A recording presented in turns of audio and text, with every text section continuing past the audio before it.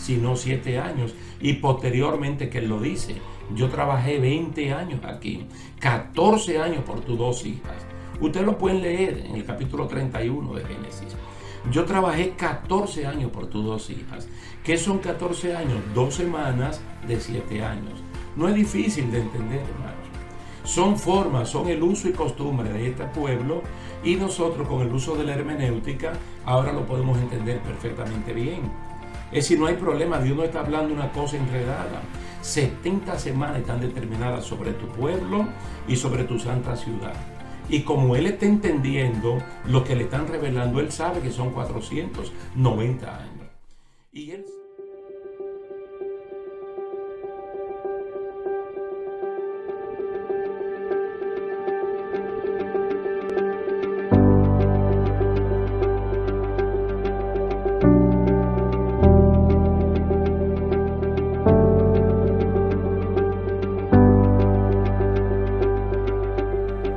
Saludos y bendiciones, mis queridos hermanos. Aquí estamos de nuevo para continuar con esta serie de estudios bíblicos acerca de Daniel mirando hacia adelante o mirando hacia el futuro.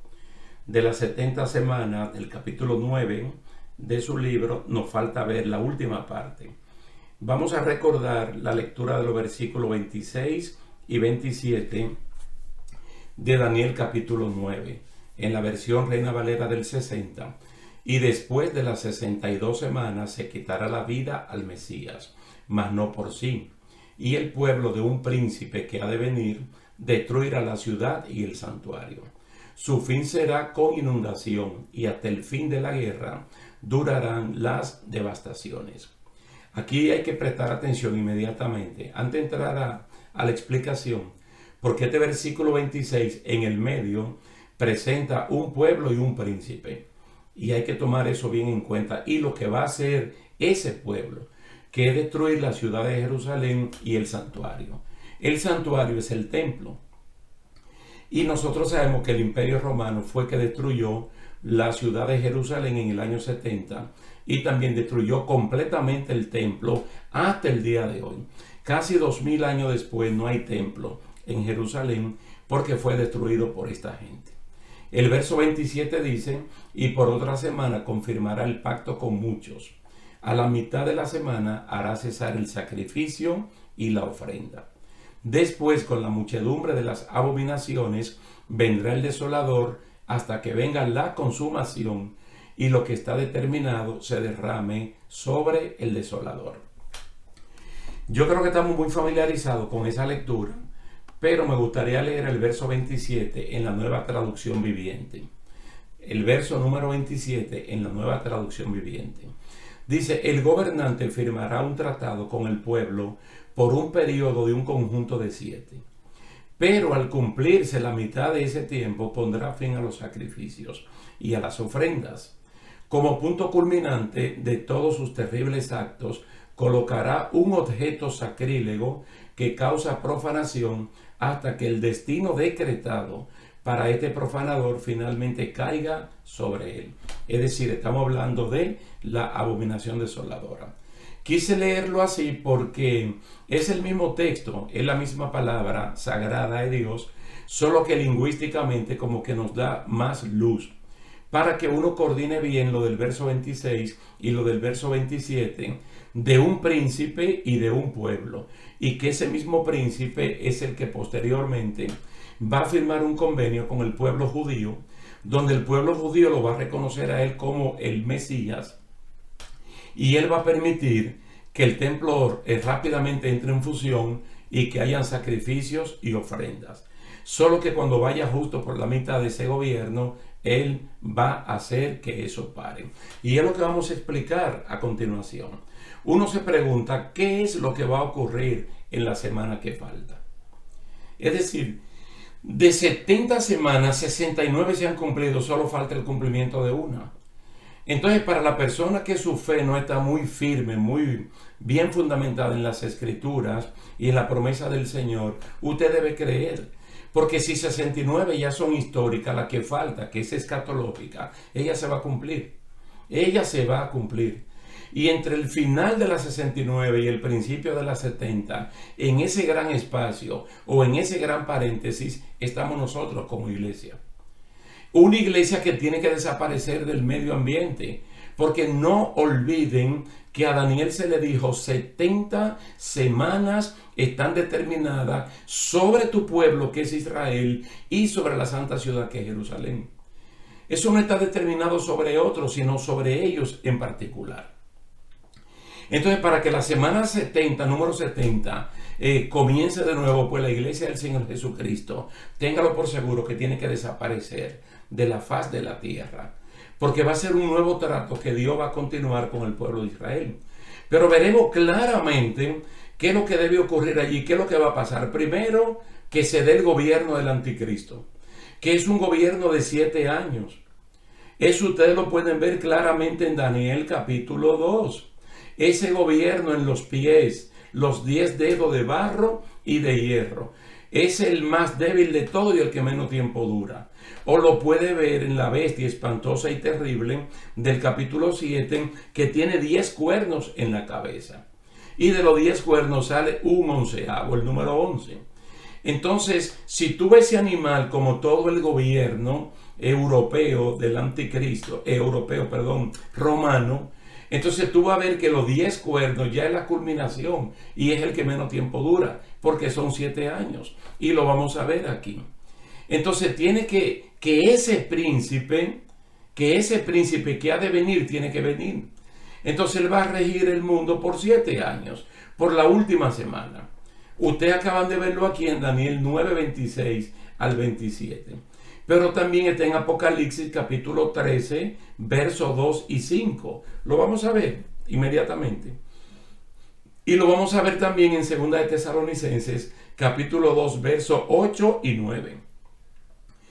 Vamos a verlo de nuevo como Daniel nos lo presentó, porque la idea es clarificar, hermano, traer luz para nosotros entender algo que tiene que hacer que nuestra fe crezca.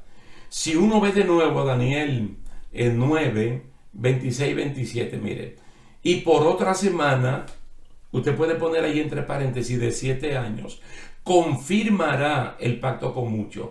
¿Quién lo confirmará? El príncipe que ha de venir. Entonces a la mitad de la semana hará cesar el sacrificio y la ofrenda. Es decir, la mitad de esa semana son 3 años y medio. Usted lo va a ver claramente. Después, con la muchedumbre de las abominaciones, vendrá el desolador, hasta que venga la consumación y lo que está determinado se derrame sobre el desolador. Es decir, cuando está hablando de las abominaciones, la abominación desoladora, o puede ser primeramente una estatua del anticristo allí en lo que él llega y se sienta, porque lo vamos a ver en 2 de Tesalonicenses. Cómo él en persona va a entrar a ese lugar y se va a sentar. Por lo tanto, tiene que hacer cesar los sacrificios.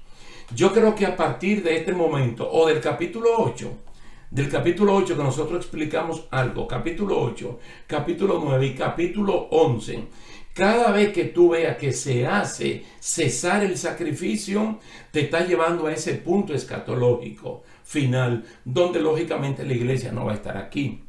Suceso que uno puede ver parte de historia y parte que todavía está por cumplirse. Ahora bien, en Apocalipsis capítulo 13, verso 5, mire lo que dice Juan allí. También se le dio boca que hablaba grandes cosas y blasfemias, y se le dio autoridad para actuar 42 meses. ¿Qué son 42 meses? 3 años y medio. ¿Y qué son 3 años y medio? La mitad de la semana. ¿De cuál semana? Del gobierno del anticristo. ¿Y qué es lo que él hace en la mitad de la semana? Que hace que cesen los sacrificios y la ofrenda que el pueblo judío de ese momento le ofrece a Dios. Ahora, ¿cómo lo presenta Pablo? En 2 de Tesalonicenses, capítulo 2, versos 8 y 9. Dice, entonces se manifestará aquel inicuo, a quien el Señor matará con el espíritu de su boca, y destruirá con el resplandor de su venida. Inicuo cuyo advenimiento es por obra de Satanás, con gran poder y señales y prodigios mentirosos. Todo para que ustedes vean cuál es el origen espiritual de esta persona, de quién recibe trono, poder y autoridad. Léalo de nuevo en Apocalipsis capítulo 13, el versículo 2, como la segunda parte. Dice, y el dragón, que es el diablo, le dio su poder, su trono y grande autoridad a este individuo. Entonces, este gobierno de 7 años tiene dos partes. Tiene dos partes y cada parte tiene 3 años y medio. No es que está dividido en 4 y 3, o en 5 y 2, o 6 y 1, sino que el gobierno de 7 años está dividido en dos partes iguales. 3 años y medio y 3 años y medio, o 42 meses y 42 meses, o pueden ser 1260 días y 1260 días, o de igual manera puede ser tiempo, tiempos y medio tiempo. Súper claro, porque la Biblia lo que está es para edificarnos. En la primera mitad tiene autoridad para gobernar y para establecer paz y seguridad, todo entre comillas. Primera de Tesalonicenses 5:3, así lo dice. Y por eso lo que acabamos de leer dice que se le dio para que él gobierne por 42 meses. Es decir, la primera mitad de su gobierno él va a hacer todo lo que él quiera hacer. Los santos que viven en ese tiempo, los creyentes que viven en ese tiempo, tienen que ser pacientes. Porque no importa que reprendan, que oren, que ayunen, no van a cambiar nada. Absolutamente nada. Ese es el tiempo de las tinieblas. Ese es el tiempo de ese individuo y ese gobierno hacer lo que tiene que hacer. Ahora, en la segunda mitad se derrama la ira de Dios, en lo que usted y yo conocemos como la gran tribulación. Mateo 24:15, con segunda de Tesalonicenses capítulo 2, verso 4, y Daniel 9:27 afirman que a la mitad del gobierno del anticristo, a la mitad del cumplimiento de la semana 70, él va a entrar en el templo y se va a sentar como la abominación desoladora. Entonces esa acción de él marca el inicio de la gran tribulación. El gobierno de este individuo del anticristo culmina en la batalla del Armagedón, que ya nosotros la estudiamos comenzando en el capítulo 16 de Apocalipsis hasta el capítulo 19. Ahora, ¿cómo termina el gobierno del anticristo en Armagedón? Con la segunda venida visible de Jesucristo. Entonces el anticristo simplemente lo toman preso junto con el falso profeta y lo lanzan al lago de fuego. Y el diablo, Satanás, el dragón, la serpiente antigua, simplemente lo apresan y lo van a meter en una cárcel que se llama el abismo, y allí va a estar por 1000 años. Pero ya eso lo explicamos. Todo eso ustedes lo pueden ver en Apocalipsis 16:16 y Apocalipsis 19:20. La segunda carta a los tesalonicenses para nosotros es un documento muy pero muy importante, porque allí se explica mejor el desarrollo de lo que va a ocurrir en el cumplimiento de la semana 70 de Daniel capítulo 9. Ya que allí Dios revela que el misterio de iniquidad, detrás del cual está el diablo, está operando para manifestar al anticristo. Segunda de Tesalonicenses 2:7. Antes de manifestar al anticristo, quien es la abominación desoladora, vendrá un periodo de apostasía. Según está allí en segunda de Tesalonicenses 2:3. Donde algunos creyentes apostatarán de su fe, escuchando a espíritus engañadores y a doctrinas de demonios. Primera de Timoteo 4:1. Es decir, yo soy de los que creen que el tiempo de la apostasía, o por lo menos de esta apostasía que fue mencionada como escatológica, yo creo que nosotros la estamos viviendo. Hay una frialdad y una tibieza increíble en muchísimos cristianos, con evidencia de sobra. Porque nosotros somos los cristianos del mejor momento. Nosotros somos los creyentes de la 11ª hora. La 11ª hora para los judíos era muy importante, porque solo faltaba 1 hora para el pago a los trabajadores. Es decir, trabajamos 1 hora y nos van a pagar igual que lo que han trabajado durante todo el día. Nosotros hemos visto el cumplimiento de prácticamente todo. Entonces no hay ninguna razón como para que un cristiano se quede a sabiendas de que todo lo que el Señor dijo prácticamente lo estamos viendo, hermanos. Escrituralmente y visualmente somos testigos de primera mano. Yo vuelvo y le digo, mire, que de Daniel es fascinante ese libro y por eso hay que estudiarlo. Cuando hablamos de la política mundial, vamos a los capítulos 2 y 7. Y si allí nos está hablando de 6 imperios, incluyendo el de Cristo, y podemos decir que 4 se han cumplido, ¿por qué no creer que los otros 2 se van a cumplir? O cuando hablamos de lo que le dice Gabriel a María. Soy repetitivo en esto porque es muy importante recordarlo. María es una virgen. María no tiene esposo. María lo que tiene es un novio, en un proceso judío que se llama desposorio. Bien cerca ya para consumar el matrimonio. Pero ella misma reconoce, yo soy virgen, yo no conozco hombre, yo no conozco varón, yo no me acuesto con ningún hombre. ¿Cómo puedo salir embarazada sin hombre? Entonces él le dice que va a ser un efecto milagroso de parte del Espíritu Santo. Mire, sale embarazada, nace un niño varón, no nació una niña. Y no eran mellizos, sino un niño varón. Ese niño varón fue llamado Altísimo, fue llamado Jesús, fue grande. Y él va a reinar en el trono de David su padre. No se ha cumplido todo menos el trono de David su padre. Entonces, ¿por qué no creer que Cristo tiene que venir en una segunda venida visible, sentarse en la Jerusalén terrenal y gobernar allí 1000 años como descendiente de David, si las demás cosas se han cumplido? Entonces, a lo que aquí me estoy refiriendo es a ese tremendo periodo de apostasía. Cristianos que por cualquier cosa abandonan al Señor, niegan la fe. Cuando su fe está siendo probada, ellos optan por renunciar a ella. Ellos se quiebran en el primer examen parcial y abandonan el curso por completo y abandonan la carrera. Entonces allí se está hablando de un periodo de apostasía. Y solamente puede apostatar una persona que es creyente. El impío puede blasfemar, puede maldecir, pero solamente puede apostatar una persona que previamente sea creyente. El diablo no puede manifestar al anticristo porque alguien se lo impide. Y ese alguien es el Espíritu Santo. Es decir, el anticristo no va a venir cuando el diablo quiera. El anticristo va a venir cuando la semana número 70 tenga que cumplirse. Mire, en Mateo, cuando Jesucristo está hablando de la actitud de la persona que lo va a entregar, en este caso de Judas, él dice, la historia del Hijo del Hombre va según está escrito. Es decir, el cumplimiento de la vida de Cristo, el cumplimiento de las Escrituras, llevan el orden que Dios quiera que lleven.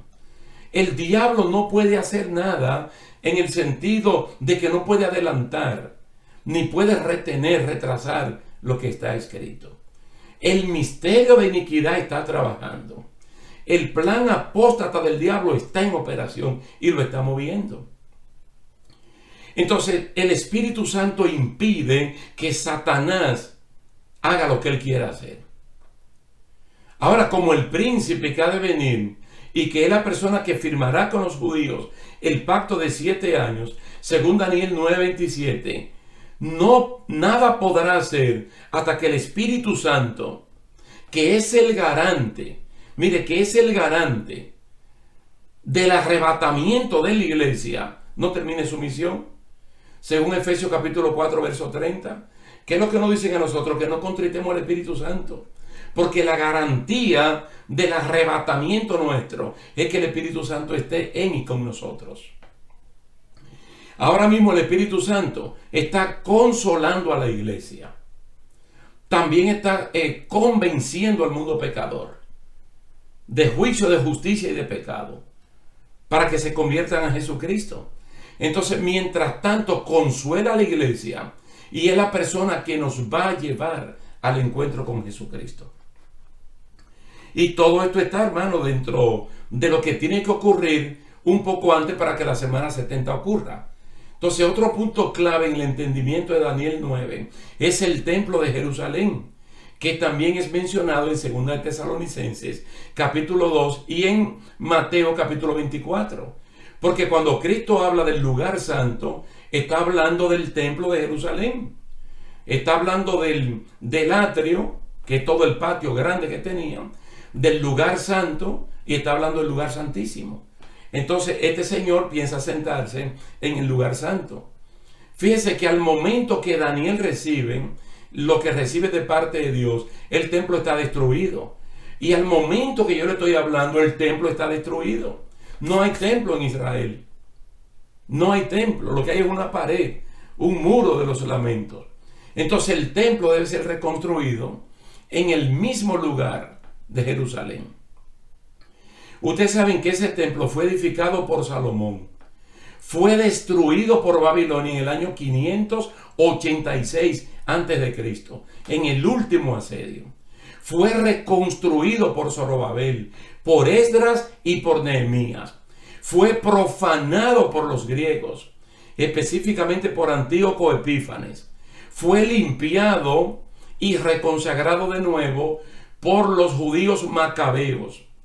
Posteriormente fue ampliado y embellecido por Herodes el Grande. Ese fue el templo que Jesucristo conoció. Pero en el año 70 de nuestra época fue destruido totalmente por las tropas romanas al mando de un general llamado Tito Vespasiano. ¿Qué es lo que hay en el lugar donde estaba el templo de Jerusalén?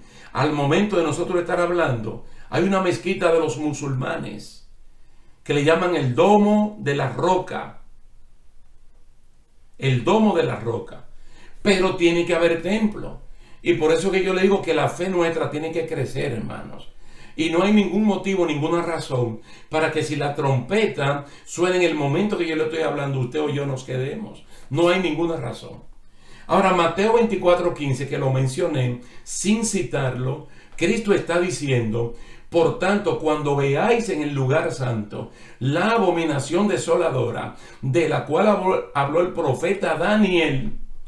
Tú estás hablando de ese templo, está hablando de la abominación desoladora. Estamos hablando de la mitad de la semana número 70.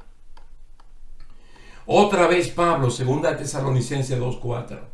Hablando de ese anticristo, de ese príncipe que va a confundir a los judíos haciéndole ver que él es el Mesías. Él dice: el cual se opone y se levanta contra todo lo que se llama Dios o es objeto de culto, tanto que se sienta en el templo de Dios como Dios, haciéndose pasar por Dios. ¿Lo quiere más claro de ahí? Por eso es que cuando estudiamos Apocalipsis, los capítulos 17 y 18, que vemos la gran ramera como mujer y como ciudad, a mí me interesó mucho verla como ramera, porque tiene un contubernio con el poder político. El poder político representado por la bestia, con las 7 cabezas y los 10 cuernos. Entonces, hay un momento que el poder político le permite a la religión que opere y que le ofrezca culto a sus divinidades, incluyendo al Dios verdadero. Pero va a llegar un momento que todo lo que se llame Dios o que sea objeto de culto, el anticristo como bestia lo va a reclamar para él. Y fíjate dónde que se va a sentar. Él no va a ir al Vaticano, él no va a ir donde lo Hare Krishna, no va a ir donde los mormones, no va a ir al templo de los testigos de Jehová. Él va a ir al templo de los judíos, porque fue que él firmó un convenio con el pueblo judío. Y ellos creen que ese es su Mesías. Por eso están felices, porque tienen su templo y tienen sus sacrificios y tienen sus ofrendas. Pero ese anticristo se siente en el templo, suspende los sacrificios que ya se vienen celebrando, como está en Daniel 9:27 y Daniel 11:31.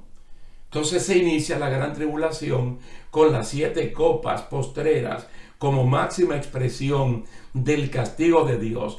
Todo esto ocurre en la segunda mitad del cumplimiento de la semana 70.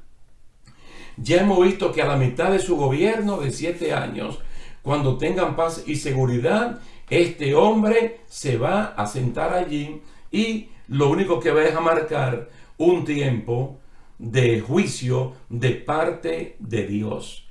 Entonces, ¿cómo va a terminar la semana número 70? Ya se lo dije anteriormente y vuelvo y se lo repito. Va a terminar en Armagedón. Va a terminar con la segunda venida visible de Jesucristo. Allí entonces se cumplen literalmente las 70 semanas de Daniel capítulo 9.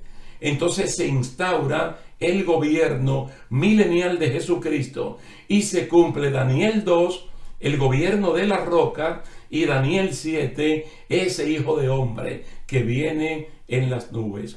Vamos a dejarlo hasta aquí, dándole gracias a Dios y a ustedes también por la oportunidad prestada e invitándolos para la siguiente ocasión. Dios le bendiga grandemente. Y quienes realmente estaban rodeados eran los enemigos, y que el creyente como Eliseo estaba bien seguro y bien confiado. Aquí el verso 13 le declara algo, porque él tiene el compromiso de declararle a Daniel, porque él se ha tardado. Porque desde el primer día que Daniel dispuso su corazón, el Señor estuvo listo y mandó la respuesta, mandó la visión o la revelación. Ahora, ¿por qué yo no llegaba?